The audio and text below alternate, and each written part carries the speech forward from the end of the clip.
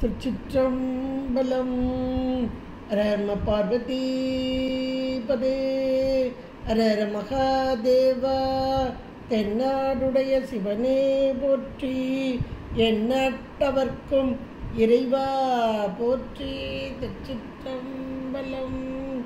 ஒழியான திருமேனி உமிழ்தானம் மிகமேவும் கழியாரவரும் யானை கடல் நாழும் மரவாமல்லழியாழும் மல்ல தூவும் அடியார்கள் உழமாற வழியாகும் வலிதாய வினை கூட நினையவே.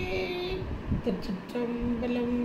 தில்லை குத்தபெருமான் திருவடிகளை சிறமேற்கொண்டு குருமகா சன்னிதானங்கள் பொற்பாதம் பணிந்து அடியவர் பெருமக்கள் பொற்பாதம் பணிந்து இன்றைய திருப்பள்ளி எழுச்சி சிந்தனையிலே நமக்கு 9வது பாடல் இன்றைக்கு வந்துட்டோம். சென்ற பாடல் 8வது பாடலில் இறைவன் ஆச்சாரிய மூர்த்தியாக எழுந்த அந்த தன்மையை அழகாக அந்தனாவதும் காட்டி வந்து ஆண்டாய் ஆரமுதே என்பதாக, அதாவது தடத்த லக்கணத்தில் இறைவன் இறங்கி வந்து குருமூர்த்தமாக இறங்கி வருகிறார். இந்த தடத்த லக்கணத்தில் சுவாமி எப்படி வர்றார் அப்படின்றத மாணிக்க வாசகருக்கு ஒவ்வொருத்தருக்கும் ஒவ்வொரு மாதிரி வந்தார். இப்போ மாணிக்க வாசகருக்கு ஒரு அந்தணனாக காட்சி தந்த அந்த திருக்கோலத்தை 8வது 8நாலே குரு வர்றது தான். இங்கேயும் பாருங்க 8வது பாட்டில் அந்தணன் ஆவதும் காட்டி வந்து ஆண்டாய் அப்படின்னர். அடுத்த வார்த்தையே போட்டார், ஆர் அமுதேன்னு போட்டார். நீ எப்படிப்பட்டவன் என்றால், நீ எனக்கு அந்தணனாக ஆச்சாரியனாக இறங்கி வந்த போதும் கூட நீ சொரூப நிலையிலே ஆர் அமுது என்றார். அந்த ஆர் அமுது என்றால் இந்த கடலிலே பார்க்கடலிலே தேவர்கள் கடைந்தார்கள், அது தேவாமிர்தம் தான். ஆனால் அவர்களுக்கு கிடைத்தது தேவாமிர்தம் கிடைத்தது. ஆனால் இந்த அமுதம் எப்படிப்பட்டது என்றால், யார் இவங்க வந்து பார்க்கடலை கடைஞ்சாங்க, ஒரு பக்கம் இங்கிட்டு இங்கிட்டும் அசுரர்களும், அதனால கிடைச்சது. ஆனால் இந்த அமுது அப்படி கிடைக்காது. சரியகிரிய யோகம் என்ற தொண்டிலே நின்று அதன் மூலமாக ஞானம் என்ற படிநிலையை இறைவனுடைய திருவருளால் அடைந்து, அப்போ இந்த தொண்டு நிலை தான் இறைவனோடு சேர்ப்பிக்கும். அப்படி யார் தொண்டர்களாக இருக்கிறார்களோ அவர்களுடைய பக்குவம் உணர்ந்து ஞானாச்சரியனாக வந்து இறைவன் அந்த ஞானத்தை கொடுத்து, ஞானத்தின் மூலமாக தன்னையே கொடுத்து, அந்த அறமுது என்றால் இறைவன் சிவ ஆனந்த பொருள், சிவானந்தம், அந்த பேரானந்தம், அதுதான் அறமுது. அது பக்குவ நிலையில் உள்ள அடியார்களுக்கு அந்த பக்குவம் தெரிந்து இறைவனாக கொடுப்பார். இதை போன்ற தேவாமிர்தம் அல்ல என்பது அந்த பாட்டிலேயே அதான் அவன் ஆர் அமுது என்பது சொரூபலக்கணமாக இருக்கும் இறைவன் என்பது அழகா நமக்கு 8வது பாடலில் எடுத்து சொன்னார். இப்போ 9வது பாடலில் இறைவனுடைய தன்மைகள் எப்படிப்பட்டது, இந்த இறைவனை உயிர்களாகிய நாம் அடையணுன்றக்காகத்தான் அருளாளர்கள் இறங்கி வந்து இப்படி பாடல்கள் எல்லாம் கொடுத்தாங்க. அதுலேயும் 51 பதிகத்தில் இந்த 20வது பதிகமாக, அதாவது நடுநாயகன் கூட நம்ம வச்சுக்கலாம். ஏன்னா முதல்ல இருக்க பதிகங்கள்லாம் பார்த்திங்கன்னா அகவலாக நீண்ட நெடும் பகுதியாக இருக்கும். அடுத்து வரலாம் 10 வரும் வரிசையாக 10 பாடல்களை கொண்ட பதிகங்களாக, பதிக முறை என்பது 10 பாடல்களை கொண்டதாக வரும். அப்போ பாடல் எண்ணிக்கை அப்படின்னு பார்க்கும்போது இந்த திருப்பள்ளி எழுச்சி நடுநாயகமாக எதற்காக என்றால், ஏன் முதலே வைக்க வேண்டியதானே, இப்பவும் கோயிலில் திருப்பள்ளி எழுச்சி காலையில் முதல்ல தானே பாடுறாங்க அப்படின்லாம் ஒன்று வரும். எங்களுக்கு இந்த மார்கழி மாதம் திருவம்பாவை திருப்பள்ளி எழுச்சி பாடணும், அதுதான் 2யுமே பாடுவோம். அப்படி பாடும்போது கூட முதல்ல திருப்பள்ளி எழுச்சி பாடிட்டு திருவம்பாவை பாடுங்கம்பாங்க. இது முதல் நிலையில் உள்ள மனிதர்களாகி நமக்கு. ஆனால் பக்குவம் பெற்ற மக்கள் எப்படி பாடுவார்கள் என்றால், திரியம்பாவை என்ற அந்த பக்குவ நிலை, அது பக்குவ நிலையை தானே தட்டி எழுப்புவது கூட. பக்குவம் பெற்ற ஆன்மாக்களை எழுப்புவது. அப்போ அந்த பக்குவ நிலை வந்தவர்களுக்குத்தான் பள்ளி எழுச்சி. அப்போ திருவெம்பாவை பாடிதான் திருப்பள்ளி எழுச்சி. இது நல்ல சைவ சித்தாந்தம் உணர்ந்தவர்களுக்கு எளிதாக உணரக்கூடிய ஒன்றாக அமைந்துள்ளது. இப்போ இதில் 8வது பாடல் ஆச்சானாக குருமூர்த்தமாக இறங்கி வந்து, அது மானுட சட்டை தாங்கி வந்து, சகலவர்க்க ஆன்மாக்களாகிய நமக்கு இறைவன் மானுட சட்டை தாங்கி வருவான் என்பதையெல்லாம் உணர்த்திய மணிவாசக பெருந்தகை இன்னும் இறைவனுடைய தன்மைகளை எல்லாம் இங்கே படம் போட்டு காண்பிக்கிறார். சொல்லாக்கி, அது உயர்ந்த சொல்லாக்கி, மேலான திருவாசகமாக்கி, திருவினது வாசகமாக்கி நமக்கு கண் முன்பாக கொண்டு வருகிறார். பாருங்க, விண்ணகத்தேவரும் வானலோகம் என்று ஒன்று இருக்கிறது, பூவுலகம் ஒன்று இருக்குது, பாதாள உலகம் என்று 3 ஒவ்வொன்றிலையும் 7 உலகம் இருக்குது அப்படின்லாம் சொல்லுவாங்க. இங்கே விண்ணகத்தேவர், மேலே வாழக்கூடியவர்களுக்கு தேவர்கள் என்பதான ஒரு பெயர். நாம் இங்கே பூலோகம் என்று சொல்லக்கூடிய இங்கே நடுப்பகுதி, அப்புறம் கீழே ஒரு பகுதி, கீழே வந்து பாதாளம்.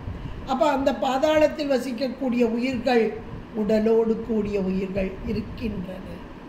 இந்த பூலோகத்தில் வசிக்கக்கூடிய உடலோடு கூடிய உயிர்கள், அந்த வானலோகத்தில் வாழக்கூடிய உடலோடு கூடிய உயிர்கள், நல்லா ஞாபகம் வச்சுக்கோங்க, உடலோடு கூடிய உயிர்கள், எல்லாம் உயிர்களே, எல்லா பசுக்களே, இறைவன் மட்டும்தான் பதி ஒன்றே, எல்லாரும் பசுக்களே. இந்த பசுத்தன்மையை நம்ம உணர்ந்துட்டாலே ஆஹா, அப்போ இறைவனுடைய அந்த சிவப்பரத்துவம் இங்கே தான் பேசப்படுகிறது. எல்லாம் பசுக்கள். பசு என்றால் கட்டு உண்டவர்கள், மலக்கட்டு. அதில் எல்லாருக்கும் 3 மலக்கட்டு, 2 மலக்கட்டு, 1 மலக்கட்டு இருக்கு. 3 மலத்திலையும் பக்குவம் பெற்றவர்கள் இவர்கள். இந்த 3 மலத்தோடு கூடிய சகலவர்க்க ஆன்மாக்கள் இறைவனை நோக்கி தவம், இறைவனை அடைய வேண்டுமென்றால் தவத்தை தவிர வேறு ஒன்றாலும் இறைவனை அடைய முடியாது. அதை சொல்கிறதுக்கு தான் நமக்கு ஞானசம்பந்த பெருமான் ஒவ்வொரு பதிகத்திலையும் 9வது பாடலை வைத்தார். அந்த 2 பேரால போய் மேலேயும் கீழையும் சென்றார்கள், காண முடியவில்லை என்பதை மிக அழகாக நமக்கு பட்டியல் போட்டு அருமையாக காண்பித்தார். என்றால் இந்த தன்மையத்தை இங்கேயும் அழகாக சொல்றார். விண்ணகத்தேவரும் நன்னவும் மாட்டா. அப்போ விண்ணகம் என்றால் மேலே உலகத்தில் உள்ள அந்த தேவர், அந்த தேவர்கள் அந்த பதமுக்தி அடைந்தவர்கள், இறைவனை நோக்கி தவம் செய்து வழிபாடு செய்து இந்த பூமிக்கு தான் வர்றாங்க. அங்கேருந்தெல்லாம் அவங்க பண்ணலை. ஏன்னா அங்கே போன பிறகு அவங்க போகங்களை அனுபவிக்கிறார்கள். அந்த போக அனுபவத்திலே இறைவனை நாடவில்லை. இங்கே வந்து அப்போ பூமி என்பது தவ பூமி என்பது நாம் வசிக்கும் பூமி தான் தவ பூமி. நாம் முச்சை தவம் செய்திருக்கிறோம். இன்றைக்கு மானுட சட்டை தாங்கி இருக்கோம். அதான் அரிது அரிது மானுடனாய் பிறத்தல் அரிது. அதெல்லாம் சாதாரணமான வார்த்தைகள் அல்ல, மிக உயர்ந்த வார்த்தைகள். அரிதான இந்த ஒரு அந்த உயிருக்கு 6 அறிவு கொண்ட, அதுலேயும் பக்குவ நிலை இருக்குது. ஒரு அறிவு இருக்குது, ஒரு 2 அறிவு இருக்குது, எல்லாத்துக்குமே உடம்பு கொடுக்கப்பட்டது. அது இந்த புலகத்தில் கொடுக்கப்படும். ஆனால் 6 அறிவு கொண்ட இந்த 6 அறிவு கொண்ட உயிர்களுக்கு மானுட சட்டை சாமி தர்றான். அந்த மானுட சட்டையிலையும் ஒவ்வொரு தளத்திலையும் கொண்டு வந்து போடுறான். இன்னைக்கு நாம் இருக்கக்கூடிய தென்பாண்டி நாடு, தென்னகம் என்ன, இறைவனுக்கு உகந்ததான இடம் எது என்றால் இந்த தென்பாண்டி நாடே தெளி அப்படின்னு அழகா சொல்லப்படுகிறது. என்றால் இது இறைவன் வந்து இருந்து மகிழ்ந்த தலம். இதில் இந்த உடம்பு கொடுத்து நம்மை வாழ வைத்திருக்கிறார் என்றால் இறை வழிபாடு, இறை வழிபாடு செய்ய வேண்டும் என்பதற்குத்தான். இதை உணர்ந்தாலே நம்ம போதும். அந்த விண்ணகத் தேவர்கள் எல்லாம் நன்னவும் மாட்டாத இறைவன் அப்படின்னு ஒரு வார்த்தையை போட்டார். அந்த தேவர்கள் ஏன் அவர்களால் இறைவனை நன்னுதல் என்றால் நெருங்குதல், இறைவனோடு கூடி நிற்றல். அப்போ நன்னவும் மாட்டாள் என்றால் கூடி நிற்ற நிலை அவர்களுக்கு வரவில்லை. அதற்கு காரணம் என்ன? கூடி நிற்கும் நிலை அவர்களுக்கு வராததற்கு காரணம் என்ன என்றால் அவர்கள் எதை கேட்டார்களோ அதை இறைவன் கொடுத்தார். இப்போ நாம கூட உலகியலில் வாழக்கூடிய நாம் இறை வழிபாடு செய்கிறோம். ஒவ்வொருத்தரும் ஒவ்வொரு விதமாக செய்கிறோம். எல்லாரும் ஒரே மாதிரி இறை வழிபாடு செய்வதில்லை.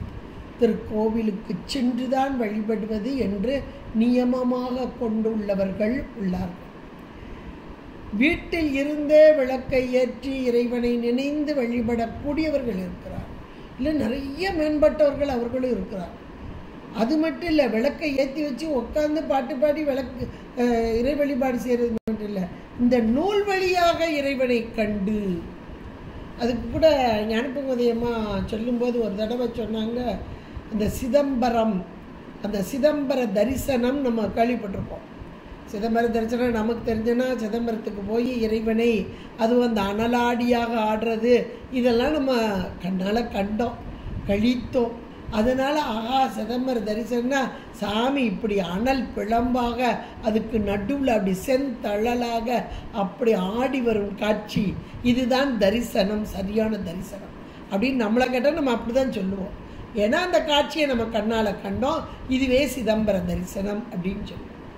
ஆனால் அவங்க இந்த நூல் வழியாக இந்த சிதம்பர மும்மணி கோவை, இது இன்னும் சிதம்பரத்தில் நம்ம அருளாளர்கள் கொடுத்த திருமுறைகள், அதிலே சொல்லப்பட்ட இறைவனின் தன்மைகள், இந்த திருக்கோயிலின் அமைப்புகள், யார் யார் எந்த இடத்துல எப்படி நின்று வழிபட்டார்கள், இதையெல்லாம் அவங்க படிக்க படிக்க படிக்க அந்த இடத்தில் நின்று அப்படியே இறைவனை தரிசிக்கும் பேறு பெற்றோன்னு சொன்ன அவங்களே சொன்னாங்க.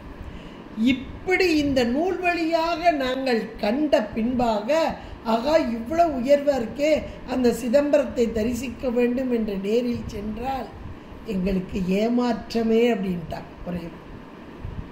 ஏன்னா நூல் வழியாக கண்ட இறைவன் அப்பா, ஏன்னா அவங்க அந்த நிலையில கண்டாங்க, கண்டு அப்படி கழித்தார்கள்.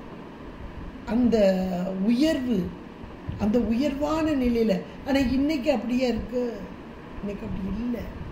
அதனால நேரில் பார்க்கும்போது நம்ம எப்படியெல்லாம் நினைச்சோம், பூலோக சொர்க்கம் சிதம்பரம்.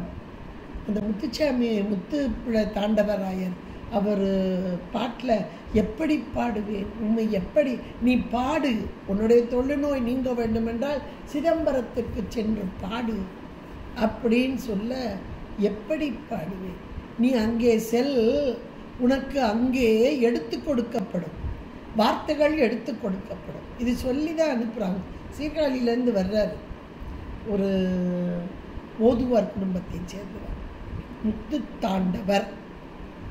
அவருடைய கீர்த்தனைகள் தான் முதலாக வந்த கீர்த்தனைகள் என்றாலும் இன்றைக்கு ஆராய்ச்சியில் அந்த அம்மா லட்சுமி அம்மா போட்டிருக்காங்க ஒரு புக்கு, அருமையானது. அது மாதிரி சிதம்பரத்துக்கு வர்றார். வந்தபோது அந்த சிதம்பரத்தை தரிசித்து கொண்டிருந்தவர்கள் அவர்களுடைய ஒருவருடைய வாய் வார்த்தை வெளிப்படுகிறது. அவர் சொல்றார், பூலோகத்து சொர்க்கம் சிதம்பரம் அப்படின்றார். அந்த வார்த்தையே முதலாக கொண்டு இவர் கீர்த்தனை அமைக்கிறார், பாடுகிறார். இப்படியெல்லாம் அருளாளர்களால் பாடப்பட்ட ஒவ்வொருத்தரும் பாடிய பாடல்கள்லாம் பார்த்தா ஆகா எப்பேற்பட்ட இது தலம், எப்பேற்பட்ட இந்த மூர்த்தி அப்படின்னு வியப்படைய செய்யும். ஆனால் நேரில் போனால் அந்த அளவு வியப்பு வருமானா கொஞ்சம் கஷ்டம்தான். அதைத்தான் அவங்க சொன்னாங்க. இப்படி இந்த தேவர்கள் எப்படி வழிபாடு செய்கிறார், இன்னைக்கு நாம வழிபாடு செய்கிறோம். ஒவ்வொருத்தருக்கும் ஒவ்வொரு விதமான வழிபாடு. திருக்கோவிலுக்கு செல்வதல், வீட்டிலிருந்து செல்வதல், நூல் வழியாக பார்த்து வழிபாடு செய்தல் அப்படின்னு ஒவ்வொரு முறைமை வச்சிருக்கோம். நியதி, அது அவரவர்களுக்கு எது பிடிக்குதோ அந்த வழியிலே சென்று இறைவனை வழிபடுதல் அப்படின்னு நம்ம வச்சிருக்கோம். அப்போ அந்த இறைவனோடு அந்த வார்த்தைகளை படிக்கும்போதே, நூல் படிக்கும்போது அந்த வார்த்தைகளை படிக்கும்போதே அப்படியே ஒன்றித்த நிலை எல்லாருக்குமே வரும் ஓரளவுக்கு. அப்போ இறைவனோடு ஒன்றித்த நிலை இதெல்லாம் வரும். அப்போ மானுட சட்டை தாங்கிய நாம் ஆன்மாக்கள், இந்த ஆறறிவு கொண்ட ஆன்மாக்களாகிய நாம் இறை வழிபாட்டிலே இப்படி இருக்க, இந்த தேவர்கள் விண்ணகம் என்ற மாத்திரத்திலே அவர்கள் பசுக்கள் தான், சகலவர்க்க ஆன்மாக்களே. ஆனால் இந்த பூமியிலே வந்து எத்தனை எத்தனை தலங்களிலே இறைவனை வழிபட்டு பேறு பெற்றவர்கள். அது நம்ம வரலாறு எல்லாம் சொல்லுது, புராணங்கள் மிக தெளிவாக சொல்லுது. இந்திரன் வழிபட்ட தலம், பிரம்மன் வழிபட்ட தலம், வாயு வழிபட்ட தலம், சந்திரன் வழிபட்ட தலம், திருமால் வழிபட்ட தலம், அக்னி வழிபட்ட தலம், இப்படி இந்த தேவர்கள் பட்டியல் பூரா போடலாம். அவ்வளவு பேர் வழிபட்ட தலம் இருக்கு. சரி, இவங்க வழிபாடு செஞ்சாங்களே, அந்த இடத்துல நம்ம இன்னைக்கு நம்ம எத்தனை இடங்களை போய் பார்க்குறோம் பாருங்க. இந்த மதுரை இந்திரன் தானே வழிபட்டான். எதுக்கு வழிபட்டான்? அவனுடைய சாப விமோச்சனத்துக்காக. சீர்காழி பிரம்மன் வழிபட்ட தலம் தானே. எதுக்கு வழிபாடு செஞ்சான்? ஒரு பதவியை கேட்டான், அந்த பதவி போஸ்டிங்கில் இருக்கிற கஷ்டத்தை நினைச்சான். ஜாமி இது முடியாது போலையே, கஷ்டமான போஸ்டிங்காக இருக்கும் போலையே, இதை நான் எப்படி செய்கிறது அப்படின்னு சொல்லி இங்கே வந்து வழிபாடு செஞ்சேன்.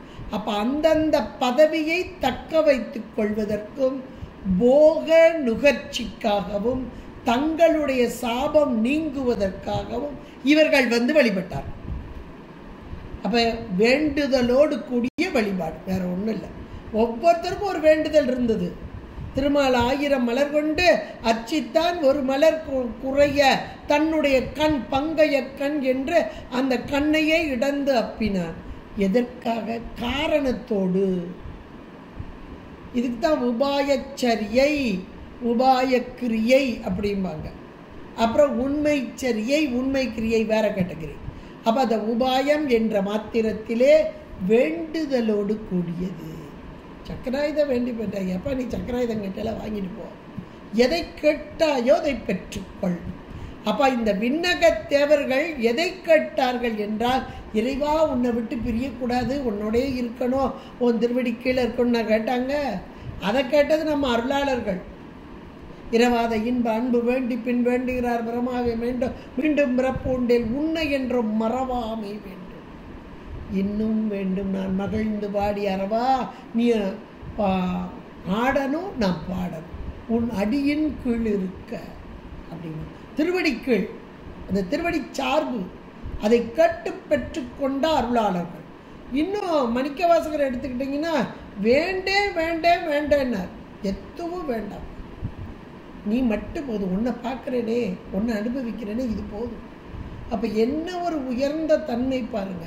அப்போ அந்த விண்ணகத்தேவர்கள் எப்படிப்பட்டவர்கள் இப்போ உங்களுக்கு தெரிஞ்சுக்கிடும். இவங்களை எல்லாம் சொன்னாதான் இவங்களை பற்றி தெரியும். 2 பேரில் இப்போ தேவர்கள் ஒரு கேட்டகரி இருக்கிறாங்க, அவங்க சகல வர்க்கம்தான். ஆனால் நல்ல தவ முதிர்ச்சியில் நல்லா இருக்கிறாங்க, தவம் செய்தவர்கள்.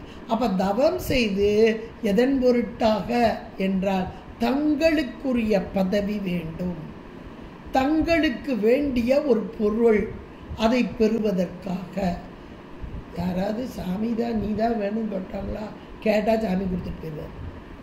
தன்னையே தருபவன், தன் நிலைமை மண்ணுயிர்கள் சார தரும் சக்தி பின்னமிலான் எங்கள் பிரான். தன்னையே தருபவன். யார் தன்னை கேட்கிறாங்களோ அவங்களுக்கு தன்னையே தருவான். யார் உலக போகத்தை கேட்கிறார்களோ அவர்களுக்கு உலக போகத்தை கொடுக்கும் இறைவன் எம்பெருமான். இதை நாம் கொஞ்சம் உணர்றதுக்காகத்தான் மணிவாசகர் பிறந்தகையார் விண்ணகத்தேவரும் நன்னவும் மாட்டா, அந்த தேவர்களால் நெருங்க முடியாத. ஏன்னா அவர்கள் கேட்டால் கிடச்சிருக்கோம், கேட்கல. அவங்க போகத்தைத்தான் விரும்பினார்கள். அந்த போகத்தை இறைவன் கேட்டதை கொடுத்துட்டார். நன்னவும் மாட்டா. ஆனால் நீ எப்படிப்பட்ட பொருள் தெரியுமா? விழுப்பொருளே, ஒரு ஏகாரத்தோடு போட்டார். விழுப்பொருள் என்றால் மேலான அந்த பரம்பொருள். தேவாதி தேவர்களால், திருமால் பிரம்மன் இந்திரன் இவர்களால் நெருங்க முடியாத, நன்ன முடியாத. எதில் நன்ன முடியாத? அறிவாலும் அணுக முடியாது. அறிவுக்கு அறிவாக இருக்கிறார் சுவாமி.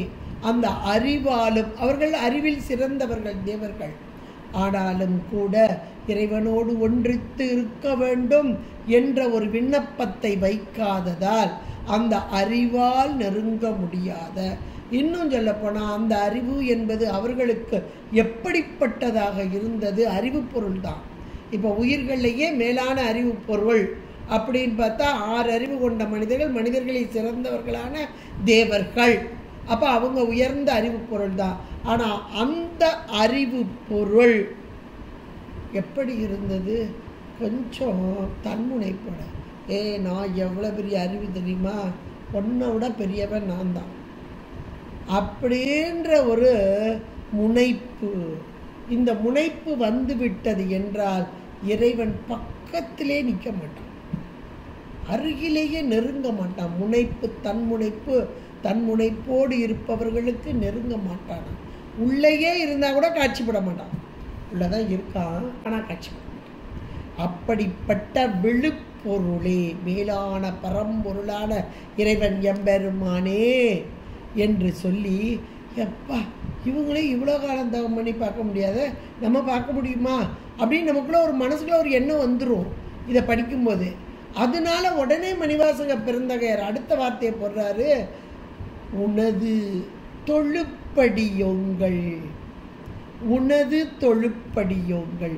மன்னகத்தே வந்து வாழச் செய்தானே, மன்னகத்தே வந்து, இதை முன்னாடி கொண்டு வந்துருங்க, மன்னகத்தே வந்து இந்த உன்னுடைய தொழுப்படி யோங்கள் எங்களை வாழச் செய்தவனே. எப்படி வந்தார் இந்த மன்னகத்தே? போன பாட்டிலே சொல்லிட்டார், அந்தணனாக வந்து ஆண்டு கொண்டு சகலவர்க்கு ஆன்மாக்களாகிய நமக்கு, 6 அறிவோடு கூடிய ஆன்மாக்களாகிய நமக்கு தொழுப்படியோங்கள் என்ற ஒரு வார்த்தையை வைத்தார். அப்ப தொழுப்படியோங்கள் என்றால் சரியை, கிரியை, யோகத்திலே முதிர்ச்சி பெற்று, அந்த யோக முதிர்ச்சி என்ற மாத்திரத்திலே இந்த ஆன்மாக்கள் பக்குவ நிலை அடைதல். அந்த பக்குவ நிலை தான் இங்கே தொழுப்படு. அந்த பக்குவ நிலைனா வேற ஒன்றும் இல்லை, நீ ஆண்டான் நான் அடிமை. அது கூட நமக்கு சித்தியாரில் அழகா சொல்லப்பட்டிருக்கு, தாழ்வனும் தன்மையோடு வாழ்வனும் மையல் விட்டு வறுமையாம் செருமை தப்பி தாழ்வனும் தன்மையோடு சைவமாம் சமயம் சாரும் உள்பெறல் அறிவு. இந்த தாழ்வனும் தன்மை, எப்போ இந்த தாழ்வனும் தன்மை வரும்? அவங்க 2 பேருக்கும் வரல, அதை முதலே சொல்லியாச்சு. விண்ணகத்தேவரும் நன்னவும் மாட்டான்னு சொல்லியாச்சு. காரணம் என்ன? தாழ்வனும் தன்மை இல்லாதவர்கள். நாங்கள் எவ்வளோ பெரிய ஆள் தெரியுமா, நாங்கள் எவ்வளோ பெரிய உலகத்தை ஆண்டுகிட்டு இருக்கோம் தெரியுமா அப்படின்னு ஒவ்வொருத்தரும் அவங்கவுங்க உலகத்தை பெரிதாக மதிப்பவர்கள். அந்த உலகத்தையே சாமி கொடுத்தான்றதை மறந்து போயிடுவாங்க. அதனால தான் இந்த மண்ணுலகத்திற்கு வந்தால்தான் அவர்கள் இங்கே வழிபாடு செய்ய முடியும். அங்கேருந்து வழிபாடு செய்ய முடியாது. ஏன்னா அங்கே சுகபோகங்களை அனுபவிக்கும் போது வழிபாடு எங்கெங்கே வரும்? இப்போவுமே பாருங்களேன், நல்ல வசதி வாய்ப்புகள் எல்லாம் நிறைந்தவர்களிடம் வழிபாடு என்பது குறைவாக இருக்கும். ஏன்னா சுகபோகங்களில் திளைத்த நிலை, திளைச்சி இருக்கும்போது அதை விட்டு இறங்கி வர்றதுக்கு அந்த மனம் இடம் கொடுக்காது. இறங்கி வந்தால் தான் வழிபாடு. அதான் தாழ்வனும் தன்மை. அப்போ என்னால் ஒன்றும் இல்லை, எல்லாம் நீ கொடுத்த வாழ்வு அப்படின்ற உணர்வு நமக்கு மேலோங்கணும். இது எல்லாத்தையும் பெற்றவர்களுக்கு வருமானா கொஞ்சம் குறைவு, எல்லாருக்கும் வரவே வராது. அது கஷ்டம். நல்ல ஒரு சுகபோகம் அனுபவிக்கும் போது இதை விட்டுட்டு நான் இப்படி போகிறதா அப்படின்னு வரும். அதுலேயும் இந்த சத்சங்கம் அப்படின்னும் போது அந்த கூடி நிற்ற நிலை இருக்கிறதுலேயே வழிபாட்டில் மேலான ஒன்று என்னன்னா சத்சங்கம் தான். அதை நமக்கு நம்பி ஆரூரர் மூலமாகத்தான் இறைவன் இவரை இறக்குனதுக்கே காரணம் அதுதான். ஆரூரரை இறக்குனதுக்கு காரணமே அணுக்க தொண்டராக இருந்தவரை, சாரூபம் பெற்றவரை கீழே இறக்கி வரவழைச்சாருன்னா இந்த சத்சங்கம், அடியார் கூட்டம் அது எப்படிப்பட்டதுன்னு உலகத்துக்கு தெரிய வைக்கணும். இந்த சத்சங்கம், அடியவர்களை மதித்தல், அடியவர்களை ஆண்டவனாக பாவித்தல், இதெல்லாம் நமக்கு சொல்றதுக்காகத்தான் அவங்க வந்தாங்க. இப்படி ஒவ்வொருத்தரையும் நம்ம எடுத்து பார்க்கணும். பார்த்தா தான் இறை வழிபாட்டுனா என்னன்னு புரியும். அப்படி புரியும் போது மிக உயர்வான ஒரு வார்த்தை தாழ்வனும் தன்மை. நீ ஆண்டான் நான் அடிமை. எப்பவுமே நீ ஆண்டான் நான் அடிமை. இந்த உணர்வு நமக்கு இருந்து கொண்டே இருக்கும். கொஞ்சம் கூட அதில் மாறுபாடு வந்துடக்கூடாது. சதா காலமும் இறைவா நீ நடத்துகிற ஆண்டான் அடிமைனா வேற ஒன்றும் இல்லை. இப்போ நம்ம வீட்டில் ஒருத்தவங்க வேலை பார்க்குறாங்கன்னா, வீட்டுக்குள்ளே நுழைஞ்சிட்டாங்க அப்படின்னா, நம்முடைய கட்டளையின் ஏவலின் பேராக அவங்க செய்வாங்க. தானாக செயல்படுறது கிடையாது. இதை கேட்டு கூட செய்வாங்க. சில நேரம் கேட்கலைன்னா கூட ஏற்கனவே பட்டியல் போட்டு சொல்லி வச்சுருப்போம். இன்றைக்கி இந்த வேலையை செய்யின்னு சொல்லி பட்டியல் போட்டு வச்சுருப்போம். வர்றதுக்கு முந்தைய மனசுக்குள்ளே ஒரு பட்டியல் வச்சுருப்போம். இன்றைக்கி வந்தோடனே இதை செய்யணும், இதை செய்ய சொல்லணும், இதை செய்ய சொல்லணும். வந்தோடனே முதல்ல வேலை உள்ள நுழையும் போதே சொல்லிடுவோம், நீ இன்றைக்கி இந்த வேலையை செய், இந்த வேலையை செய்யணும். அப்போ நம்முடைய ஏவலுக்கு கட்டுப்பட்டு அவர்கள் நடக்கும். இதே போல் இந்த கான்செப்ட் அப்படியே வச்சுக்கோங்க. இதே போல் இந்த மானுட சட்டை சாமி கொடுக்குறாருன்னா, எப்பா இத்தனை காலம் இந்த மானுட சட்டையோடு நீ இருக்க போகிற. சாமி முதல்ல கொஞ்சம் புரிகிற மாதிரி சொல்லியிருந்தால் நம்ம மாறி இருப்போமோ என்னவோ தெரியல. அதனால தான் நம்ம இஷ்டத்துக்கு நீங்கள் ஓடிக்கிட்டு இருக்கோம். ஆனால் சாமி கணக்கு வச்சு தான் அனுப்புகிறார். இவ்வளவு காலம் இந்த மானுட சட்டை உனக்கு கொடுக்கப்படும். இந்த மானுட சட்டை கொடுக்கும் காலத்தில் இவ்வளவு பக்குவம் நீ அடைய வேண்டும் அப்படின்னு போட்டு அனுப்புகிறாரு. ஆனால் அவர் கணக்கு சரியாக தான் இருக்கும். எப்போ அந்த ஆன்மாவை எப்படி பிடிக்க விடுவோம், மானை காட்டி மானை பிடிப்பது போல மானுட சட்டையை கொடுத்து இந்த உலக போகத்தை கொடுத்து இந்த உலக போகம் நிலையில்லாதது என்பதையும் உணர்த்தி, அதன் பின்பாக அப்படி நிலையில்லாதது என்றால் நிலையானது எது என்ற உணர்வையும் மேலோங்கச் செய்து, அதுதான் தொழுப்படியுங்கள். நீ ஆண்டான், என்னை நடத்துகிறாய், நான் அடிமை என்ற உணர்வோடு உண்மை சரியை கிரியை யோகத்தை ஏற்றி வரும் அந்த ஆன்மாக்களுக்கு இறைவன் எப்படி வருகிறார்? மண்ணகத்தே வந்து வாழச் செய்தானே. மண்ணகத்தே என்ற மாத்திரத்தில் இந்த பூமியிலே, இந்த உலகத்திலே, இப்போ நாம் வாழும் இந்த மண் உலகத்திலேயே இறங்கி வருகிறார். எப்படி வருகிறார்? மானுடச்சட்டை தாங்கி வருகிறார். சகலவர்க்கு ஆன்மாக்களாகிய நமக்கு மானுடச்சட்டை தாங்கி வந்து வாழச் செய்தார். வாழச் செய்தல் அப்படின்னா நல்ல வசதி. இன்னைக்கு நமக்கு தெரிகிற வாழ்வு அப்படின்னா அவன் நல்லா வாழ்கிறான்பா அப்படிம்போம். வாழ்தல் அப்படின்னா நல்ல சுகபோகங்களோடு. நமக்கு தெரிஞ்ச உலக போகம் தானே, சிவபோகம்லாம் தெரியாது. இப்போ இதை பார்த்து அவனுக்கு என்னப்பா நல்லா வாழ்கிறான்பா அப்படின்னு சொல்லுவோம். அப்போ இந்த வாழ்வு, அவனுக்கு வந்த வாழ்வு கொஞ்சம் இகழ்ச்சியாக சொன்னால் அவனுக்கு வந்த வாழ்வு இன்னைக்கு அப்படி பேசுகிறான் அப்படிலாம் சொல்லுவோம். அப்போ அந்த இகழ்ச்சியாக சொன்னால் அந்த வாழ்வு என்பது மேலான சுகபோகங்களில் அனுபவம். இப்போ இந்த இடத்துல இறைவன் இறங்கி வர்றார். எதில்? இந்த மண்ணகத்தே, இந்த உலகத்தில் பூமியில் இறங்கி வந்து மண்ணகத்தே வந்து என்னை வாழச் செய்தான் என்றால் இந்த உடம்போடு வாழ்கிறதுக்காக வாழ வைக்கிறாரு. அதை கொஞ்சம் அப்படியே சிந்திச்சு பாருங்கள். ஒரு அண்டர்லைன் பண்ணி வச்சுட்டு கொஞ்சம் அப்படியே சிந்திச்சு பாருங்கள். வாழச் செய்தல் என்பது உயிரோடு கூடிய இந்த உடல், இந்த மண்ணுலகத்திலே வாழும் வாழ்க்கை, இது இகத்திற்குரிய சௌபாக்கியம். ஆனால் இறைவன் இந்த சௌக்கியத்தை மட்டும்தான் கொடுப்பானா? இது கால இட எல்லைக்கு உட்பட்டது. எல்லா உயிர்களுக்கும் கால இட எல்லை. இப்போ நம்ம முதல்ல விண்ணகத்தேவர் சொன்னார், அவர்களுக்கும் கால இட எல்லை உண்டு. நமக்கு இத்தனை வருஷ காலம் இங்கே உண்டுன்னா, இப்போ தேவர்களுக்குரிய ஆண்டு காலம் அப்படின்னா நமக்கு ஒரு வருடம் என்பது அவர்களுக்கு ஒரு நாள் கணக்கு அப்படிம்பாங்க. அப்போ அந்த ஒரு நாள் அப்படின்னும் போது இப்போ நம்ம நாட்டில், இந்திய நாட்டில் இருக்கக்கூடிய பணம், அது வெளிநாட்டுக்கு போகும்போது நம்ம பணத்தில் இவ்வளவு கொடுத்தா தான் அங்கே இருக்கிற ஒரு பவுண்டு அப்படின்லாம் சொல்லுவாங்க. அப்போ நம்முடைய பணம் அதிகமாக கொடுத்து அவங்க பணத்தை ஒரு பணத்தை வாங்குகிறோம். இதே போல் இந்த தேவர்களுக்கு ஒரு நாள் என்பது நமக்கு ஒரு வருட காலம். இதுதான் இந்த மார்கழி மாதமாக 30 நாள், அது தேவ காலம் அப்படின்லாம் சொல்லுவாங்க. அது அந்த மார்கழி மாதம் அப்படின்லாம் சொல்கிறதுலேருந்து இப்போ தேவர்களுக்கும் காலம் உண்டு, இடம் உண்டு, எல்லை உண்டு, மூணுமே உண்டு.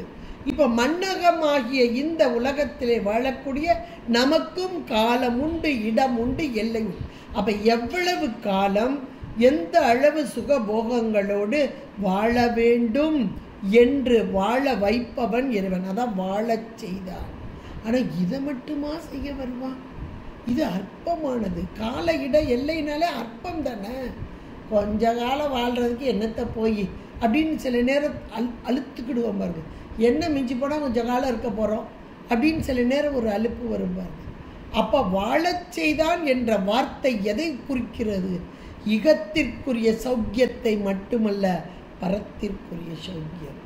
அப்போ அந்த பரத்தில் வாழச் செய்தல், அங்கே நல்ல முறையில் வாழ வேண்டும் என்றால் இந்த தேவர்கள் என்ற கேட்டகரி. இப்போ நம்ம முதல்ல விண்ணகத்தேவர் பார்த்தோமா, அவங்களால நன்னவ முடியாதுன்னு போட்டுட்டாரு. முதல்ல ஒரு வார்த்தையை போட்டார்.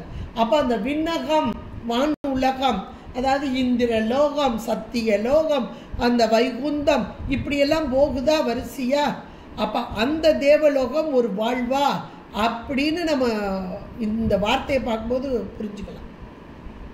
அவங்க அந்த போகத்தை அனுபவிச்சுட்டு இருக்காங்க. நம்ம இங்கே போகம் அனுபவிக்கிறோம்ல, அதோட கொஞ்சம் கூட, அவ்வளோதான். நமக்கு என்ன, காலையில் சாப்பிட்டாலும் மத்தியானம் பசிக்கும், திரும்ப சாயங்காலம் ஒரு பசிக்கும், அப்புறம் டீக்கு ஒரு பசிக்கும், இப்படியெல்லாம் வருது. அப்பப்போ கொஞ்சம் கொஞ்சமாக தவண முறையில் கொடுத்துட்டே இருப்போம். அவங்களுக்கு பசி தாகம் என்பதெல்லாம் நீங்கிய நிலையில் நல்ல ஒரு சுகபோகத்தை அனுபவிச்சுட்டு இருப்பாங்க. ஆனால் அவர்களும் போகத்தைத்தான் அனுபவிக்கிறார். அப்போ இதை காட்டிலும் ஒன்று உண்டு, அங்கே வாழச் செய்தல்.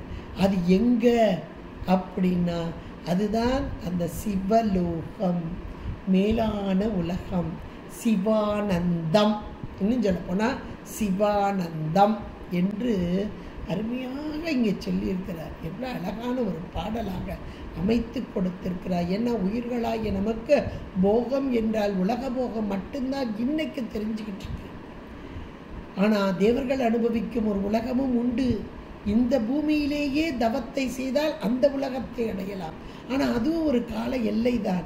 அதையும் கடந்த ஒரு போகம் உண்டு, சிவபோகம் உண்டு. அதுக்கு கால இட எல்லை கிடையாது. அதை அனுபவிக்க வேண்டும் அப்படின்னு சொல்றதுக்காக மண்ணகத்தை வாழச் செய்தான். உருவம் கொண்டு, ஆச்சாரிய உருவம் கொண்டு வாழச் செய்தான் அப்படின்னு அழகா அந்த 3வது வரியில சொல்லிட்டாரா. அந்த ஆச்சாரிய உருவம் கொண்டு சொல்வது மட்டுமல்ல, 4வது வரியில சொல்றார் பாருங்க, வன் திரு பெருந்துறையாய். அந்த ஒரு வார்த்தையை அப்படியே பிராக்கெட் பண்ணிக்கோங்க. வன் திரு பெருந்துறையாய். அந்த திருப்பெருந்துறையில் குருந்த மரத்தின் கீழாக அந்தன கோலம் கொண்டு வந்து இறைவன் ஆட்கொண்டார். இப்ப அந்த தலத்தில் இருக்கும் இறைவன் எம்பெருமான், அந்த திருப்பெருந்துறையிலே இருக்கும் இறைவன் எம்பெருமான். ஆ உடையாராக, ஆ உடையாராக, ஆவுடை. ஆ என்றால் பசுக்கள், பசுக்களாகிய நம்ம எல்லாம் உடைய கோலம் கொண்ட இறைவன். இது அருவுருவ கோலமாக, சிவலிங்க மூர்த்தமாக, ஆன்மார்த்த மூர்த்தமாக, இந்த தலத்திலே இருக்கும் மூர்த்தமாக ஆவுடைய. அதான் வன் திருப்பெருந்துறையார். முதல்ல உருவம் கொண்டு வந்த ஆச்சாரிய கோலத்தை காண்பித்தார். அந்த தலத்திலே ஆ உடையாராக, ஆக்களாகிய பசுக்களாகிய நம்ம எல்லாம் உடைமை பொருளாக கொண்ட அருவுருவ கோலத்தையும் இங்கே சொன்னார். வன் திருப்பெருந்துறையார். இந்த கோலம் கொண்டு வந்த இறைவன் எப்படி இருக்கிறான்? வன் மேலான பெருந்துறையார். இந்த துறை என்ன துறை?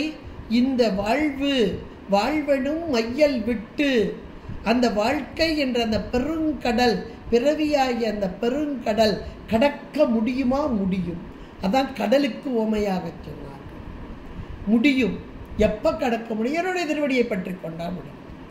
அந்த தலத்திலே இந்த இறைவன் எம்பெருமான் இங்கு வீற்றிருந்து துறை காட்டுவார் எவரேனும் உளரோ என்ற ஞானசம்பந்த பெருமான் வாக்குக்கு தகுந்தாற் போல துறை காட்டி கொண்டிருக்கிறார்.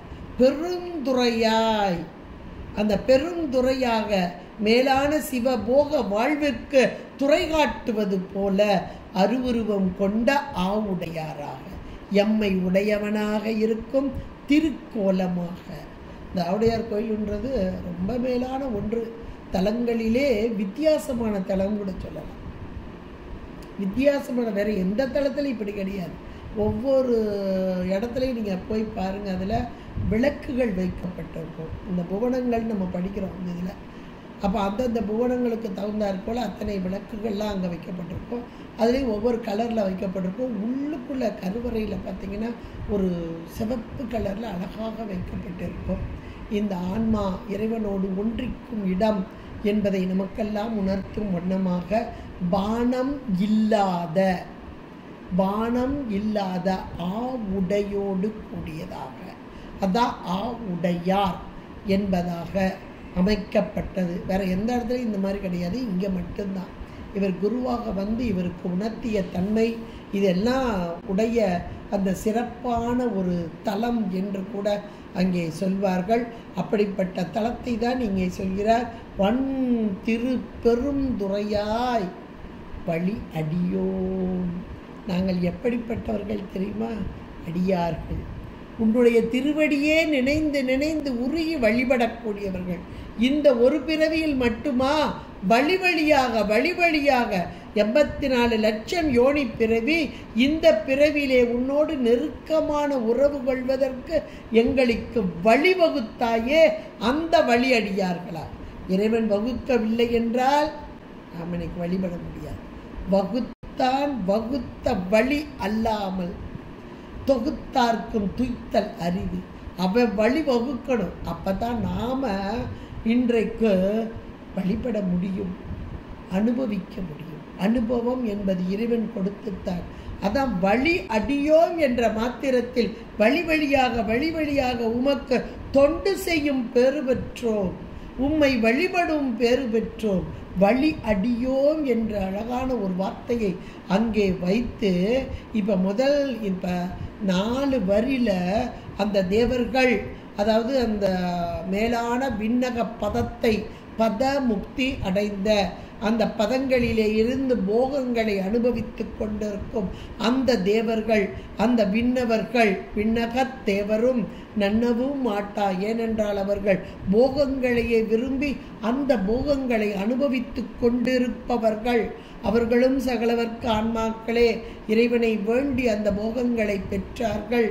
ஆனால் நீயோ விழுப்பொருள், யாராலும் அடைய முடியாத அந்த விழுப்பொருள், மேலான பொருள். அப்படி என்றால் உன்னை ஒரு காலம் அடைய முடியாதா? முடியும். யார் உம்மை அடைய முடிவார்கள் என்றால், நீ ஆண்டான், நான் அடிமை, உமக்கே பணி செய்ய, உமக்கே ஏகாரம். உம்மை தவிர வேற யார்ட்டையும் நாங்கள் பணி செய்ய மாட்டோம். அது திருவம்பாவையில், அதான் திருவம்பாவை பாடிட்டு தான் திருப்பள்ளி எழுச்சி பாடணும். அதுதான் பக்குவ நிலை. உமக்கே அந்த ஏகாரம். ஒன்றை தவிர வேற யாருக்கு நாங்கள் பணி செய்ய மாட்டோம். ஒன்றை தவிர நாங்கள் கையெடுத்து கும்பிட மாட்டோம். இந்த உபமன்ய முனிவர் இந்த பெரிய புராணத்தில் பார்த்தீங்கன்னா, இறைவனை தவிர யாரையும் வணங்காத இந்த முனிவர் இப்போது ஒருவரை வணங்குகிறாரே, யார் அவர்? அப்படிதான் கேட்பாங்க. இறைவனை தவிர ஒருவரையும் வணங்காதவர்.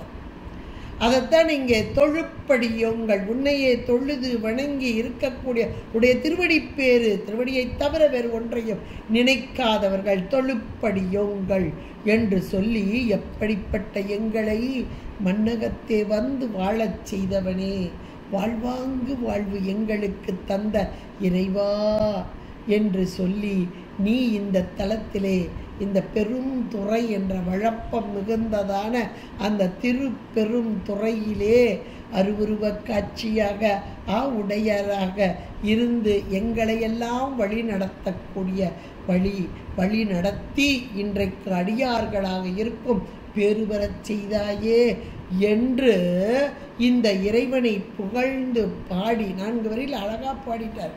இறைவனுடைய பெருமைகளை எல்லாம் பட்டியல் போட்டார். தன்னுடைய நிலைமை எப்படிப்பட்டது, மீண்டும் மீண்டும் வந்து வழியாக அடிமை தொழில், இறைவனை வழிபடுதல், தன்னுடையே வணங்குதல் என்பதையெல்லாம் சொல்லி, அப்படிப்பட்ட வழி அடியார்களுக்கு இறைவன் எதை தருவான், என்ன தருவான் என்ற ஒரு பாடல் கூட அழகா வரும். என்ன தருவான்? தன்னையே தருவான். தன்னையே தருவான். அப்ப அந்த தன்னையே என்றால் அந்த பொருள் எப்படிப்பட்ட பொருள்? பேரின்பப் பொருள், வரம்பில்லா இன்பம். 8 குணங்கள்ல 8ஆவதா இருக்கக்கூடிய குணம் என்ன என்றால் இறைவன் வரம்பில்லாத இன்பம். ஒரு தட்டை போய் நம்ம ஒரு பொருள் உதவி கேட்குறோம்னா அவங்ககிட்ட ஏராளமாக இருந்தால் கொஞ்சம் நமக்கு கொடுப்பாங்க. 1,00,000 ரூபாய் இருந்தால் ஒரு 100 ரூபா மனசார கொடுப்பாங்க, அதுக்கு மேலே கொடுக்க மாட்டாங்க. மனசார ஒரு 100 ரூபா கொடுக்கணும், அவங்க பாக்கெட்டில் 1,00,000 ரூபாய் இருக்கும், இருந்தால் ஒரு மனசார 100 ரூபாய்க்கு கொடுப்பாங்க. யோசிச்சு பாருங்க. அதுவும் ஐயோ பேங்க் பேலன்ஸ் குறைஞ்சிட்டே அடுத்து அதை ஃபில் பண்ணணுமே அப்படின்ற உணர்வெல்லாம் நம் போன்ற அறிவுகளுக்கு வரும். குறைஞ்சிடக்கூடாது அப்படின்னு நினைப்போம். சாமிக்கு அள்ள குறையாத அந்த இன்பம் எதை கொடுக்கிறார்? இன்பத்தை கொடுக்கிறார். அப்போ இன்பத்தை கொடுக்க அவர் குறைகிறாரா? அதான் வரம்பில்லா இன்பம் உடையவர். கொஞ்சம் கூட குறைவுபடாத, எவ்வளவு எடுத்தாலும் குறைவுபடாத வரம்பில்லா இன்பத்தை உடைய இறைவன் என்பர். அப்போ அந்த இன்பத்தை, அந்த ஆனந்தத்தை இந்த உயிர்களுக்கு கொடுக்கிறான்றத அழகார ஒரு 4 வரியில் பட்டியல் போடுறாரு பாருங்க. ஒரு 3 வரி தான், அது கூட. கண் அகத்தே நின்று கழி தரு தேனே சொல்றாரு. தேனேங்கிறாரு, கடல் அமுதேங்கிறாரு, கரும்பேங்கிறார். 3 சொல்லியிருக்காரு. ஒன்று தேனு, அடுத்து கடல் அமுதம், அடுத்து கரும்பு. இங்கே மேலே அப்படியே நீங்கள் வாங்க, வரைக்கும் வாங்க. விண்ணக தேவர்கள் சொன்னாரா? அடுத்து தொழுப்படியோங்கள் அப்படின்னாரு. அப்புறம் வழி அடியோம்னாரு. 3 கேட்டகரியை போட்டாரா? இங்கே 3 வகையான இன்பத்தை சொன்னாரா? அப்போ யாருக்கு என்ன இன்பம்லாம் கிடைக்கும் அப்படின்னு பாருங்க. இதில் வரிசையா அப்படியே அதில் பொருத்தி நின்று பாருங்க. இப்போ இதெல்லாம் சாதாரணமான ஒரு பாடல்கள் இல்லை, எவ்வளவு நிலையில் நின்று இறைவனே தந்த பாடல்கள் அப்படின்றதுக்கு இதுதான் சாட்சி. கண் அகத்தே என்றால், அகம் என்றால் உள்ளே, உள்ளே இருக்கிற கண். எல்லாத்துக்கும் வெளியே இருக்கிற கண்ணு தெரியும், உள்ளே இருக்கிற கண் எங்கே இருக்குங்க அப்படின்னு நம்ம யோசிக்கலாம். சைவ சித்தாந்தம் படித்தவங்களுக்கு ஒன்றுமே சந்தேகம் வராது, டக்குன்னு சொல்லிடுவாங்க. அகம் என்றால் உயிர், கண் என்றால் அறிவு. அப்போ உயிரின் அறிவு, உயிரின் உள்ளே இருக்கும் அறிவு, அது அறிவு பொருள் தானே. அப்போ கண் அகத்தே நின்று கழிதரு தேனே. நம்பர் 1 போட்டுக்கோங்க. யாருக்கு தேனாக இருக்கிறான் என்றால் உயிருக்கு உயிராக நின்று அந்த தேன் போன்று. தேன் என்பது ஒரு மருந்து பொருள், தேன் என்பது ஒரு விருந்து பொருள். விருந்தில் தேன் இல்லாமல் இருக்காதுங்க. இந்த குழந்தை பெற்றுட்டான்னா வீட்டில் தேன் இல்லாமல் இருக்காதுங்க. ஒரு வயசானவங்க ஒரு வீட்டில் இருந்தாங்கன்னா தேன் இல்லாமல் இருக்காதுங்க. ஒரு நோயாளி ஒரு இடத்துல இருந்தாங்கன்னா தேன் இல்லாமல் இருக்காதுங்க. அப்போ தேன் எப்படிப்பட்டது? மருந்தாக, விருந்தாக, நோய் தீர்ப்பதாக, உணவாக, இப்படியெல்லாம் வர்றது தேன். அப்போ இந்த தேன் இங்கே கழிதரு தேனாக வருதான். அப்பா சூப்பர் டேஸ்ட்டுப்பா. இந்த தேன் அங்கேருந்து வந்தது, மாத்தாண்டத்துலேருந்து வந்தது, அதனால அப்படியே சாப்பிட என்ன டேஸ்ட்டாக இருக்குது தெரியுமா அப்படின்னு நம்ம சொல்லுவோம். அப்படிப்பட்ட தேன் போன்ற சுவை அப்போ அந்த சுவையை தர்றானா? கழித்தரு தேனே. அந்த தேனை அருந்தும் போது யார்? வியாதிஸ்தர்கள் மருந்தாக சாப்பிட்டாங்கன்னா அதுக்கு என்ன சந்தோஷமாக வரும் அவங்களுக்கு? என்னவோ மருந்தாக சாப்பிட சொல்லியிருக்காங்க, சாப்பிட்றோம் அப்படின்னு ஒரு விரக்தி தான் வரும். இது கொஞ்சம் கூட வியாதி இல்லாமல் நல்ல ஆரோக்கியமாக இருக்கும்போது ஒரு நல்ல பலாச்சொலையை எடுத்து ஒரு 2 நாள் தேனில் ஊற போட்டுட்டு அப்படி எடுத்து சாப்பிட்டாங்கன்னா ஆகா என்ன டேஸ்ட்டு! தேனே ருசி, சொலை பலாச்சொலை அதை விட ருசி, 2 ஒன்றா சேர்ந்துச்சா அப்படி ஒரு டேஸ்ட் அப்படின்னு சாப்பிடுவோம் இல்லையா? அப்போ யார் அனுபவிக்கிறாங்க? வியாதி உள்ளவங்க அனுபவிக்கிறாங்களா? ஆனால் வியாதி உள்ளவங்களுக்கு தேவைப்படுது. ஆனால் அனுபவம் கழி தரு தேன், அந்த மேலான இன்பத்தை தரும் தேனாக. அப்போ அந்த பக்குவம் பெற்ற அந்த அடியார்கள் மேலே பார்த்தோமா, அந்த அடியார்கள் அந்த வழி அடியோ வழி வழியாக நீ ஆண்டா நான் அடிமை, எங்களை ஆட்கொண்டு வந்து இந்த உனக்கே வழி அடிமையாக இருக்கக்கூடிய நாங்கள் அப்படிப்பட்ட அடியார்களுக்கு உயிருக்கு உயிராக நின்று அறிவுக்கு அறிவாக நின்று அந்த தேனாக இருந்து அந்த இன்பத்தை தரும் இறைவன். இந்த மாணிக்கவாசக பெருந்தகையெல்லாம் அந்த இன்பத்தை அனுபவித்தவர்கள். அதுக்கு கூட அழி அப்படின்னு சொல்லி இந்த நமக்கு திருவம்பாவிலே வரும். அந்த அந்த அடியார்கள் எப்படிப்பட்ட வண்டை போல அப்படியே சுற்றி சுற்றி சுற்றி சூழலாக இந்த 13வது திருவம்பாவையில் 13வது பாட்டை பாருங்கள். அதில் அப்படியே அந்த 2 பேரும் அந்த குளமே ஒரு அழகான ஒரு சிவலோகமாக காட்சியளிக்கும். அதில் அம்மையப்பனாக கைலாய காட்சி அங்கே காணப்படும் அந்த குளத்திலேயே அம்மையப்பனாக. அதுலேயும் கூட அந்த அம்மையப்பனாக இருக்கக்கூடிய இவர்கள் மீது அந்த வண்டுகள் ரீங்காரம் பண்ணி கொண்டு எதுக்காக அந்த தேனை அந்த இன்பத்தை அனுபவிக்க வேண்டும் என்பதற்காக அதில் அழகாக அந்த பட்டியல் போட்டு அந்த பாட்டில் சொல்லுவார் பாருங்க. அப்போ இந்த வண்டுகள் இந்த கண்ணகத்தேன் என்று கழிதரு தேன் என்ற மாத்திரத்தில் இறைவனுடைய திருவடி மலர் தாமரை மலர் அதிலிருந்து வழியக்கூடிய தேன் அளவு கடந்தது. திண்ணை தென்னை உள்ளதோர் பூவினில் தேன் உண்ணதே நினைதொரும் காண்தொரோ பேசுந்தொரும் எப்போதோ அனைத்தெலும் உள்நெக ஆனந்தத்தேன் சோரியும் ஆனந்தத்தேன் ஆனந்தத்தேன் அனைத்து எலும்பு உள் நெகும்படியா. அப்ப அந்த ஆனந்தத்தேனை பருகும் வழி வழி அடியார்கள். அதுதான் கண் அகத்தே. அது அந்த தேனை எங்க இருந்து பருக முடியும்? உயிரின் அறிவில் நின்று. அதான் உயிரின் அறிவில் நின்றாடும் இறைவன் எம்பெருமான்.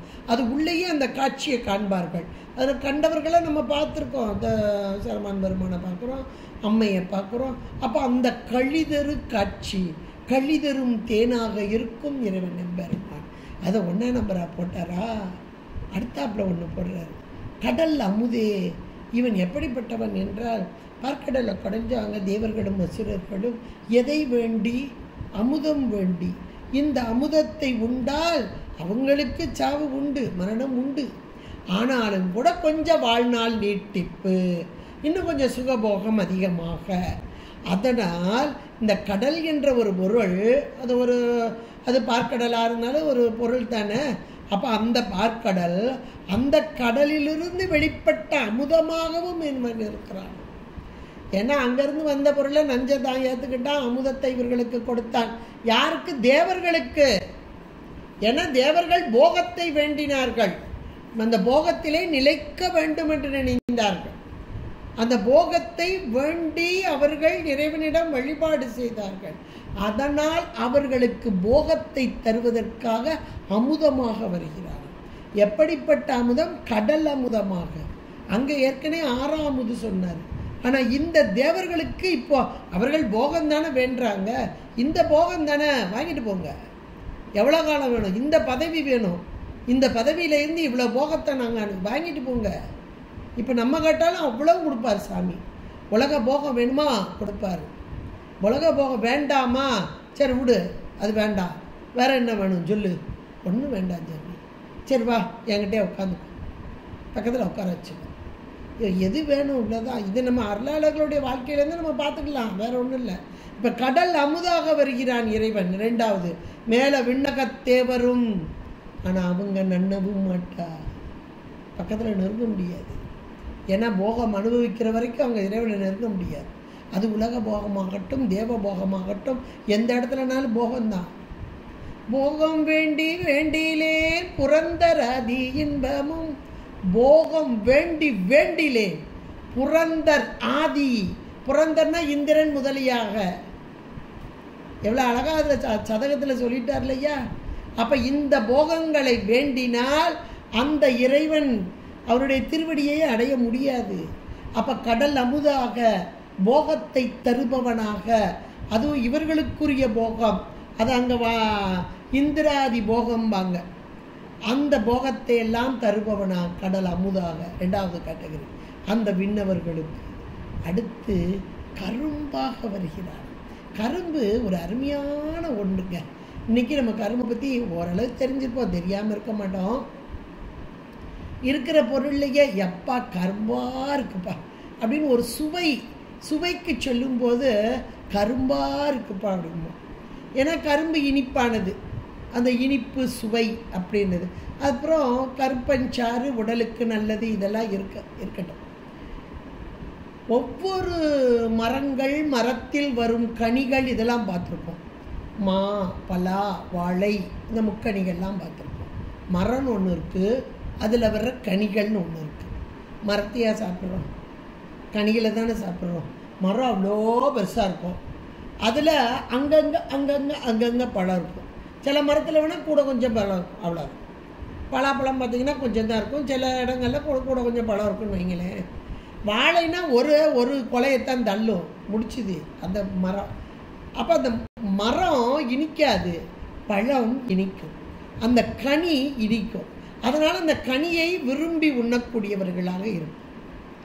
கரும்பு யோசிச்சு பாருங்க, கரும்போடைய பாகம் முழுக்க இனிப்பு, அந்த பகுதி முழுக்க இனிப்பு. கீழே இருந்து அதுவும் மேலே கொஞ்சம் இனிப்பு குறை வர வர வர வர வர இனிப்பு ஜாஸ்தி. அதனால தான் கரும்பே முதல்ல ஸ்டார்டிங் பாயிண்டில் சாமியை கும்பிடும்போது அவ்வளோலாம் நமக்கு போகம் தெரியாது. என்னதோ போனோம் வந்தோம், நாங்கள் கும்பிட்டோம், அவ்வளோதான். ஆனால் கொஞ்சம் கொஞ்சமாக அனுபவிச்சுட்டு வர வர வர வர அந்த திருவடியை பிடிச்சிட்டோன்னு வைங்களேன். இந்த திருவடி என்பது கீழே உள்ள பகுதிங்க, அந்த மண்ணுக்குள்ளே பொதிஞ்சிருக்கு பாருங்க, அந்த பகுதிங்க. அந்த பகுதியில் இருக்க மண்ணெல்லாம் தட்டிட்டு அதை சாப்பிட்றது கஷ்டம். அடிக்கரும்பு சாப்பிட்றது கஷ்டம். நிறையா பேர் அடிக்கரும்பு வெட்டி கீழே போட்டுருவாங்க. அப்பா எனக்கு பல்லு இல்லைப்பா அதெல்லாம் சாப்பிட்றதுக்கு அப்படிம்பாங்க. ஆனால் கடித்து ருசித்து சாப்பிட்டு அனுபவிச்சிட்டோம்னா அப்பா என்ன ஒரு தித்திப்பு, அன்னைக்கு பூரா வாயெல்லாம் மணத்துக்கிட்டு இருக்கு. இதை நம்ம அனுபவிச்சிருக்கோமா? கரும்பை அனுபவிச்சிருக்கோமா? அப்பா அப்போ சாமி கரும்பாக இருக்கான். யாருக்கு? தொழுப்படியோங்களுக்கு. தொழுப்படை அப்படியே தொழுது வணங்கி இறைவனுடைய திருவடியை அப்படியே இந்த சரியை கிரியை யோகம், அதுவும் உண்மை சரியை உண்மை கிரியையில் அப்படியே இருந்து அவரை தொழுது வணங்குகிறாங்க பாருங்க. தொழுப்படியவங்களுக்கு அது முதல் நிலையில லேசா கொஞ்சமா இனிப்பு, கொஞ்சம் சப்புன்னு இருக்கும். அப்புறம் போக போக போக போக போக தித்திப்பை காண்பிக்கும் இறைவன், அந்த கரும்பாக இருக்கும் இறைவன்.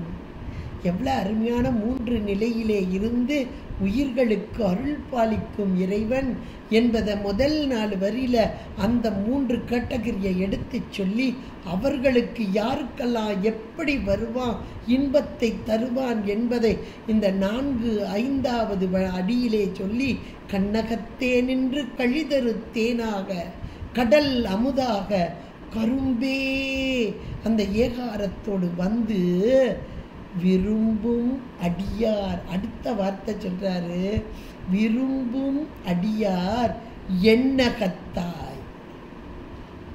அந்த எண்ணகத்தில் வந்து நிற்கிறார். யாருக்கு? விரும்பக்கூடியவர்களுக்கு, எல்லாருக்கும் இல்லை. யார் உன்னை விரும்பி இறைவா உன்னை அடைய வேண்டும் அடைய வேண்டும் அடைய வேண்டும் என்று விரும்பி விரும்பி வருகிறார்களோ அவர்களுக்கு என் அகத்தாய். அகம் என்றால் உள்ளே, அந்த உள்ளே எழக்கூடிய எண்ணங்கள். இன்னைக்கு ஞானசம்பந்த பெருமான் மண்ணில் நல்ல வண்ணம் வாழலாம், எண்ணில் நல்ல கதிக்கு. அப்ப அந்த எண்ணங்கள், அப்ப அந்த எண்ணங்கள் எங்கே எழுகிறது அப்படின்னா உயிரோட அறிவிலிருந்து எழும்புது. என் அகத்தாய் அப்படின்னா உயிர் அறிவில் ஏற்கனவே ஒரு மலம் கிடக்கே, என்னுடைய எண்ணங்களை எல்லாம் திரிவுபடுத்தி அந்த மலத்தின் வழியாக செலுத்துகிறதே. இப்போ இது மலம் இல்லை. இது திருவம்பாவையிலேயே பார்த்தீங்கன்னா குரு வந்து ஆட்கொண்டு பக்குவம் பெற்ற ஆன்மாக்கள் இங்கே பள்ளி எழும் நிலை. அப்போ அந்த பள்ளி எழும் நிலை என்ற மாத்திரத்திலே திரோதான சுத்தி அந்த நிலையை இங்கே நமக்கு அழகாக காமிக்கிறார். என் அகத்தாய், அந்த அகத்திலே உள்ளுக்குள்ளே, அகம் என்பது இந்த உள்ள உயிருடைய அறிவில், அது எண்ணங்களாக, அப்போ அந்த மலம் நீக்கப்பட்ட நிலை, அடங்கிய நிலை, இதுதான் திரோதான சுத்தி. இருள் அப்படியே மடங்கிய நிலை, இருள் நீங்கியது, ஒளி அங்கே புறப்பட்டது, திருவருள் புறப்பட்டது. இந்த ஒரு இடத்துல இருந்து அழகாக நம்ம புரிஞ்சுக்கலாம். இப்போ என் அகத்தாய், யாருக்கெல்லாம் விரும்பக்கூடிய அடியார்களுக்கு என் அகத்தாய், அகத்திலே, அகம் என்றது உயிரின் அறிவிலே எழும் இறைவன். இங்கே மட்டுமா வர்றான்? உலகுக்கு உயிரானாய். இந்த உலகம், உலகம் இறைவனால் படைக்கப்பட்ட ஒரு பொருள், மாயையின் காரியம், ஜடப்பொருள். இங்கே எல்லா பொருள்களும், எது பஞ்சபூதங்களும் இருக்கிறது, வானாய் மண்ணாய். அப்போ அந்த வானம், பூமி, நிலம், நீர், தீ, காற்று, ஆகாயம் என்ற ஐம்பூதங்களின் வடிவாக இருக்கிறது. ஐம்பூதங்களின் ஜடம். இந்த ஐம்பூதங்களை இந்த ஜடப்பொருள் தானாக செயல்படுமா? படாது. எப்படி ஒரு உடல், இப்போ நம்ம உடல் ஒரு ஜடம், இப்போ இந்த ஜடமாகிய உடலை இயக்குதல் உயிர். உள்ளுக்குள்ளே உயிர் இருக்க வரைக்கும் தானங்க நம்ம நடக்க முடியும். உள்ள ஊருக்கு உயிர் வெளியே போயிட்டுன்னா என்னது, பிளாட்டாக போட்டுருவாங்க. பேரினை நீக்கி பிணமென்று பேரிட்டு தூக்கி பாக்ஸில் வச்சுருவாங்க. அப்போ இந்த உடம்புக்கு ஒரு உயிர் வேணும். எதுக்கு? இந்த நடமாடுறதுக்கு, செயல்படுறதுக்கு உடம்புக்கு ஒரு உயிர் வேணும். அதே போல இந்த உலகுக்கு ஒரு உயிர் வேண்டும். அந்த உலகத்தின் உயிராக இருக்கும் இறைவன் என்னுடைய எண்ணத்து அகத்திலே இருந்து என்னை செலுத்தும் இறைவன் இந்த உலகத்துக்கு உயிராகவும் இருக்கிறார். உலகத்து பொருள்களெல்லாம் ஜடப்பொருள்களாக இருக்கின்றன. அந்த ஜடப்பொருள்களை இயக்கும் வண்ணமாக உயிராக, உலகத்து உயிராக இருக்கும் இறைவன். இதைத்தான் நம்ம அருளாளர்கள் எல்லாருமே சொன்னாங்க. உயிரானாய். இப்படிப்பட்ட இறைவன் யார் என்றால் எம் பெருமான், என்னுடைய தலைவன். என்னுடைய தலைவன், உயிருக்கு உயிராக இருந்து என்னை செலுத்தும் தலைவன். உயிரை மட்டுமா, உயிரின் மூலமாக உடம்பையும் செலுத்தும் தலைவன். இந்த உடம்பை மட்டுமா, இந்த உலகத்து பொருளையெல்லாம் செலுத்தும் தலைவன். அப்படிப்பட்ட இறைவன் எழுந்து வர வேண்டும். எம் பெருமான் பள்ளி எழுந்து அருளாயே, எழுவது மட்டுமல்ல அருளும் புரிய வேண்டும் என்று எவ்வளவு ஒரு அழகாக நுணுக்கமான ஒரு வார்த்தைகள். இந்த பொருள் ஆழங்கால் பட்ட பொருள். இதுதான் திருவாசகம் ஓதுதல் ரொம்ப எளிது, ஆனால் உணர்தலோ அரிது. அரிய பொருளை இங்கே பொதிந்து வைத்து நம் பொருட்டாக தந்த மணிவாசக பெருந்தகையார். பின்னகத்தேவரும் நன்னவும் மாட்டா விழுப்பொருளே உனதொழுப்படியோங்கள் மண்ணகத்தே வந்து வாழச் செய்தானே வந்திரு பெருந்துறையாய் வழியடியோ கண்ணகத்தே நின்று கழி தரு தேனே கடல் அமுதே கரும்பே விரும்பும் அடியார் என்னகத்தாய் உலகுக்கு உயிர் ஆனாய் எம் பெருமான் பள்ளி எழுந்தருளாயே என்று திரோதான சுத்தி. இது எல்லாமே திரோதான சுத்தி. முதல்ல நீங்கள் கருத்துரையை பார்த்துக்கோங்க. அப்போ திரோதானம் என்பது மறைப்பாற்றல் நீங்கி திருவருளோடு கூடிய நிலை, அதுதான் பள்ளி எழுதல். அதிகாலை நேரம் அந்த சூரியனுடைய கதிர்கள் அப்படியே விளங்கி தோன்றுதல், ஆகாயத்திலே அந்த சூரிய கதிர்கள் விளங்கி தோற்றுதல். அப்படி தோற்றம் வரும்போது இதுகாரும் ஆகாயத்தில் இருந்த இருள் நீங்கிய நிலை. இவ்வளோத்தையும் சேர்த்து நமக்கு அழகாக பட்டியல் போட்டு இந்த 9வது பாடலிலே நமக்கு அமைத்து கொடுத்திருக்கிறார். இன்னும் ஒரு பாடல் இருக்குது, அது முடிந்த பின்பாக அடுத்த பகுதி என்னன்றதை யோசிப்போம். இதுலேயும் கூட அடுத்த வாரம் அடியேன்னு சொல்கிறது இயலாததுன்னு தான் நான் நினைக்கிறேன். அப்புறம் அதுக்கு அடுத்த வாரம் நம்ம எப்போ போல் பார்த்துட்டு முடிச்சுட்டு அதுக்கு அடுத்து என்ன சிந்திக்கலாம் என்பதை பொறுத்து இறைவன் திருவருளும் குருவருளும் கூட்டி வைக்க நாம் சிந்திப்பதற்கு இறைவன் அருள் புரிவாராக. திருச்சிற்றம்பலம். ரம பார்வதி பதேர மகாதேவ. தென்னாடுடைய சிவனே போற்றி, எண்ணற்றவர்க்கும் இறைவா போற்றி. திருச்சிற்றம்பலம்.